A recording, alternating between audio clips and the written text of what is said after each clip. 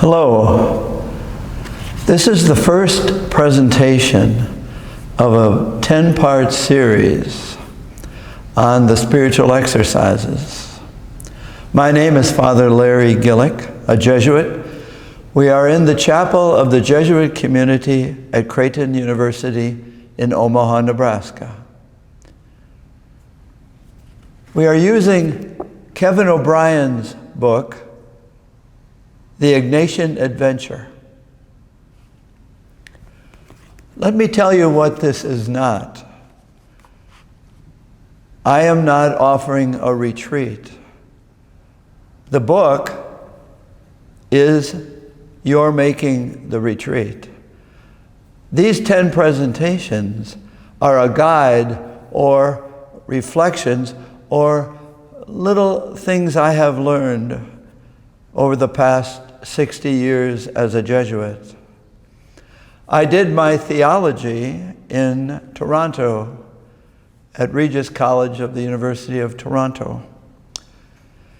And I stand on the shoulders of many Jesuits from Toronto who helped me grow in the awareness of the exercises.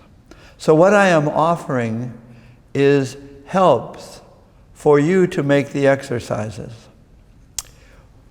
So let us begin. Each presentation, there will be, of course, the pages that you will be praying with. They will be posted. Each 2 or 3 weeks, a new presentation will be posted. But as Ignatius would say, always stay where you are gaining fruit. It's not a race. It's not even a walk. It's a sit or a slow stroll. It's not about learning.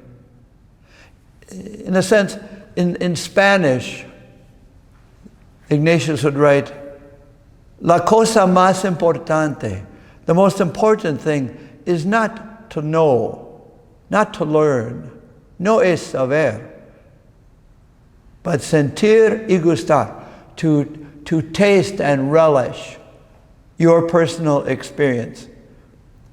Ignatius would not want you to make the retreat the way Ignatius made it. God deals with us uniquely, and we have to trust that. See, one important thing we're going to learn is that prayer, intimacy, relationships, all the same word in a way, cannot be standardized. A married couple do not find the quality of their relationship from some book or standard guide. It's unique. And so is our relationship with God. And it can't be standardized, it can't be measured. But in our North American culture, measurement is everything. Qualification is everything. Quantification is everything. When that becomes part of the relationship is dying. Whether it's between people, among families, friends. We don't ask God, how am I doing? But we get tempted. So a lot of what we're going to be praying with in the exercises is learning the importance, and we'll come back to this, the importance of temptation. The temptation to want to know, how am I doing? Give me a number. Give me a grade. I want to know my quality. No, relationships are mysterious. And that's the first aspect that Kevin O'Brien, the author of the book you're using for retreat, he says it's an adventure. All relationships are adventure if they're deepening. Because it's two mysteries meeting and moving around each other. But don't qualify it. That's the death of the relationship. How are you doing? Don't ask. I was the superior at our high school here in Omaha, and we had a weight room. And I was in the weight room the first day of school, and the first year students, grade 9, freshmen, some of them came to the weight room, and because it's a male school, all the walls of the weight room were mirrors, so everyone could see how they're doing. And I noticed that freshmen would be doing some lifting, and then they'd go over to the mirror and flex their muscles to check it out, to see if they had made any progress. Progress is a temptation. So it's an adventure of meeting God and God's meeting you and trusting it, and don't qualify it. The other temptation in the exercises, and it will be a temptation for you because we all are in this, is to, excuse me, to go through it too quickly. Imagine going through the Louvre in Paris in 20 minutes. Just saying, oh, that's nice, that's nice. That'd be a violation not only of the artwork, but of yourself. I was thinking about, excuse me, I have a sore throat today. That'll get fixed up. But I'm not judging it, of course. We have a wonderful exercise room here at Creighton University with many exercise machines. And I was thinking, imagine walking into the weight room and coming out and saying, oh, there's no progress. Or to do the push away too quickly, or just one and say, well, how am I doing? Don't ask yourself how you're doing. See, that's the theme of this first presentation. Watch presentations for you, not you for the presentations. Excuse me, it'll get better. One of the things I'll do in these presentations is give you maxims, and they'll be posted, and a poem. So the first maxim, the first little help today is that love is aggressive. It's a theological statement in a way. For Ignatius, in his beginning of his year of recovery, from which the exercises come, and you can read about that in pages 1 to 31 in the text.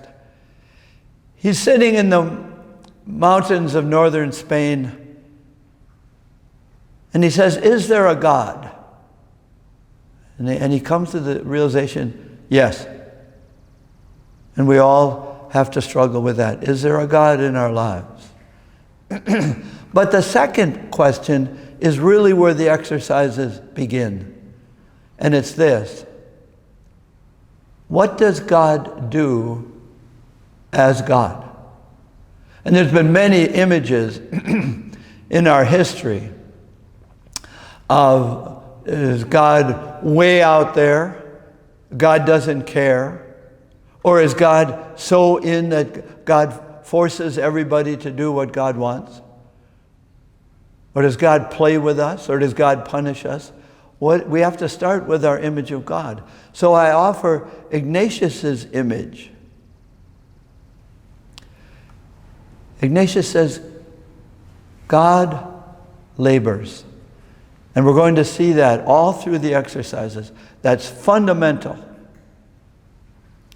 Okay, one of the definitions, if you will, that I'll be working with,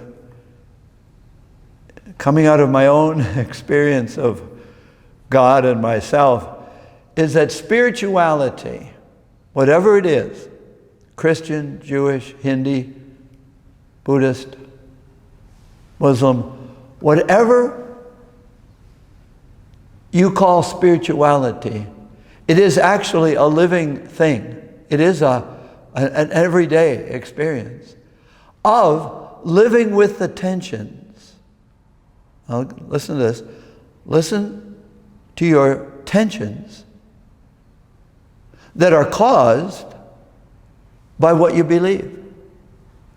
So our theology, our belief system is going to cause tension. Yes, if as Christians we would say every time Jesus did something with the apostles, with his friends, every time God made an intervention in the history of Israel, the call of Moses, Abraham, Jeremiah, Isaiah, Amos, the call to our Blessed Mother, to Peter. What is he doing? He's putting them in tension. Come follow me. You're going to be the mother of the Messiah. Is that a tension? Can you imagine that? Living with that. Now in our culture, of course, as you know, the advertisements are, how do you spell relief? How do you spell relief from your tensions? You can get these insoles for your shoes. You can get this kind of apparatus that'll take the pain out of your shoulder. Everything is oriented towards getting rid of tension. And you can walk away from tension in the spiritual life. You can resolve the tensions of Jesus saying, well, not today.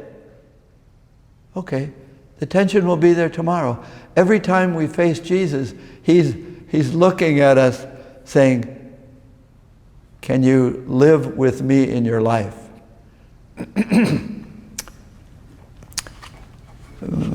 You might be hearing a lot about my father, who was a great man in my life, in the life of our family. And I grew up in Milwaukee, Wisconsin, and we had many tall Christmas trees in our state. And he would bring home a very tall one so that it was as broad at top as at bottom. It was straight up. And he would cut off the top. And the top of the Christmas tree was near the ceiling, flat. But he had to have it in our living room, so he moved all the furniture around so that the tree would fit.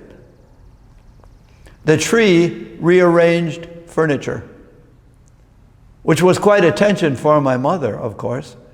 We delighted in it. Chairs all over the place, tables all over the place. But the Christmas tree was the center. Jesus came to move furniture around in our lives. And that's what the exercises are about, to help us face ourselves.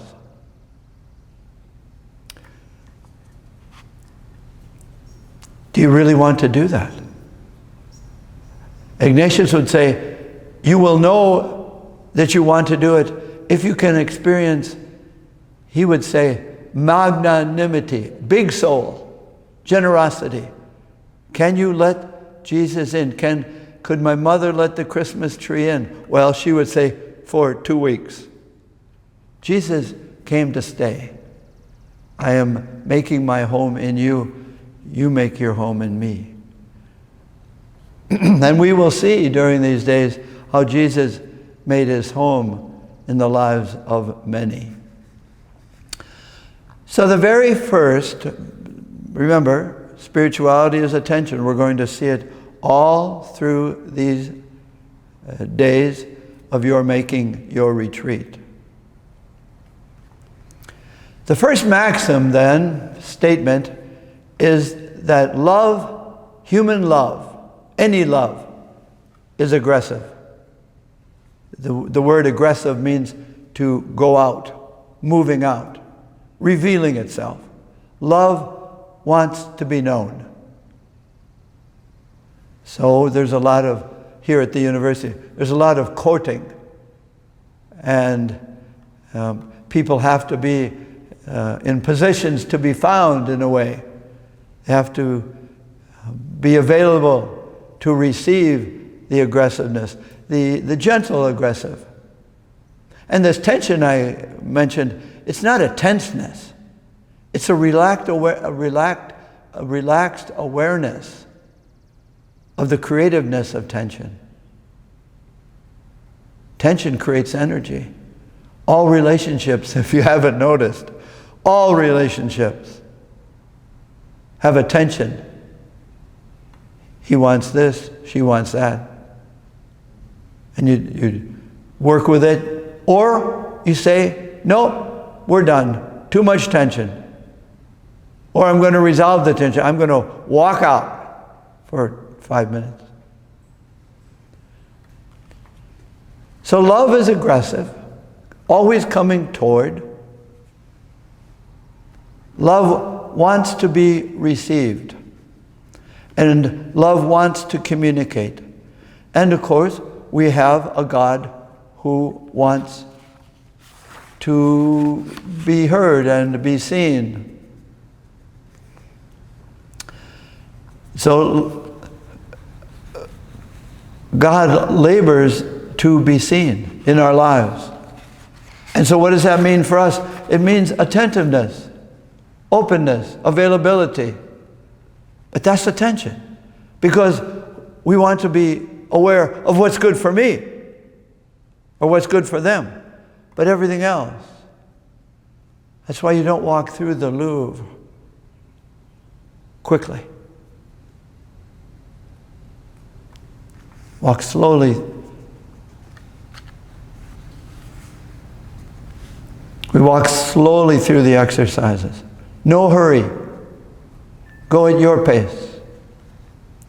The second maxim for today, and these maxims will be posted. God cannot keep God's love inside God. God is the communicator. God is the gift giver. And we'll see it often during these days. God is the creator. God will never give us anything. God will never give us anyone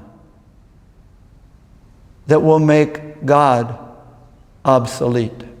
Very important.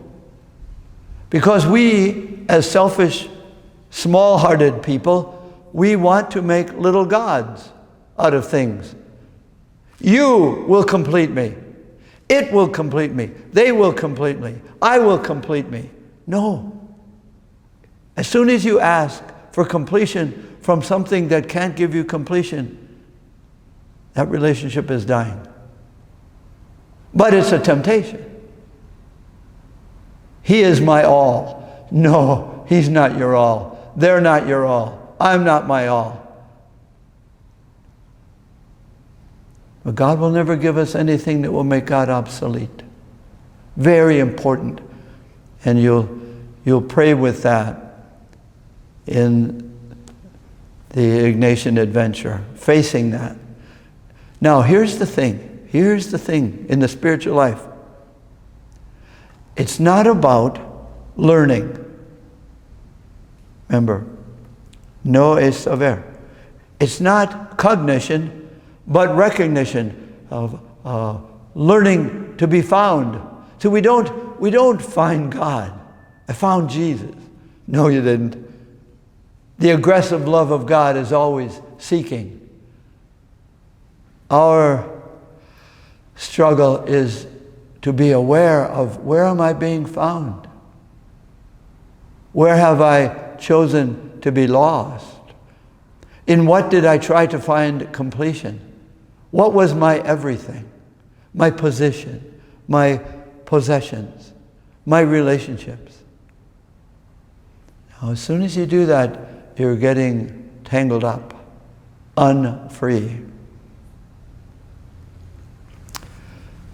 So those are the maxims. Every presentation, and there'll be 10 presentations, there will be a poem, different authors, and they'll be posted too. The one for today is about prayer too. I will be using a poet from India, a non-Christian poet who writes as if he were a Christian. Tagore, the poem. day after day of my life, shall I stand before thee face to face?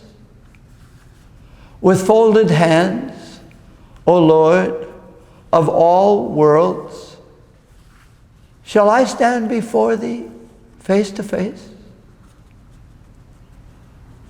Under thy great sky, in solitude and silence, with humble heart, shall I stand before thee face to face? In this laborious world of thine, tumultuous with toil and with struggle, among hurrying crowds, shall I stand before thee face to face? And when my work shall be done in this world, O King of Kings, alone and speechless, shall I stand before thee face to face? Well, where am I then? Where do I start? One of the key aspects of making the exercises is honesty, truth. I can only pray with what's true. I might not like truth. There's lots of truth about me I don't like. But I have to pray with them. Not about them, pray with them. And there's a difference, and we'll talk about that. Ignatius would say, before you pray, stand a pace or two from the place, from the holy place that God makes holy by His being with you there. And you ask the simple question, how are you? Many times in the day we say to people, how are you? And they ask you, how are you? And my imagination is that neither of you is very interested in the answer. How are you? It's just an introduction. But there is the loving experience of people's saying, how are you? That's the question. Where am I? How am I? What's my truth? How does His aggressive love find me? And as you are praying, you will see that in O'Brien very much. The infinite, unconditional love of God meets us where we are. I have to be where I am. And even if I'm running away and hiding and pretending, we have to believe, it's our theology, it's our tension, it's our spirituality, that God is already there. I just catch up with myself and say, this is my truth. And based on my truth, how I am, then I will ask, what am I looking for? What are you looking for? What do you want? What's the incomplete in your life? What's your truth that longs for more truth? Now again, please, I say, slowly, please, slowly, gently. This is not, and this is really important. Everything I say is important, but this is really important. The exercises are not about self-improvement. If you are in a relationship and it's all about your improvement, then it's not a relationship, it's a business. You go to the physical therapist, the dentist, the chiropodist. You go for self-improvement. That's a business. And he or she ought to help you. And you're better for it. The exercises and spirituality is not about self-improvement. It's about being found. There might be improvement. Yes, there might be improvement. But you're not in charge of it. I'm not in charge of my improvement. 60 years a Jesuit. Some ways I think I'm worse now than when I entered. Or at least I'm more aware of my need for God's mercy and care and grace. Perhaps one of the big elements of spirituality, one of the big penances or mortifications is letting go of self-improvement. Now you say to me, then why make the exercises? So that God will improve you. God will help you understand who you are. Oh, then it's psychology then. We're into 10 presentations on psychology. Oh no. This goes way beyond, the exercises go way beyond psychology. But because it's dealing with the human, yes, there is some psychology. There is some analogies about relationships and things. But as soon as you start looking, how are you growing? How are your muscles growing? You're not making the exercises. You're making yourself. You are your creator. No, no, no. God is our constant creator. God is the aggressor. God is the one who finds. God is the one who improves. I'm not in charge of that.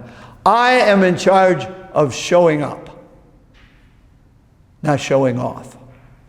I'm there in my simplicity, face to face. So, this is a beginning. There will be other poems and things, but don't race through the Louvre. Don't race through relationships. Be patient and gentle with yourself. Jared Manley Hopkins, the Jesuit poet, says, "My own heart let me more have pity on. Leave comfort root room." That's where we are. We're letting him, this loving God, letting this God find me. I have to be honest. I have to say, how am I? And I have to listen to the answer, how am I? And pray with it. Receive it face to face. Be patient.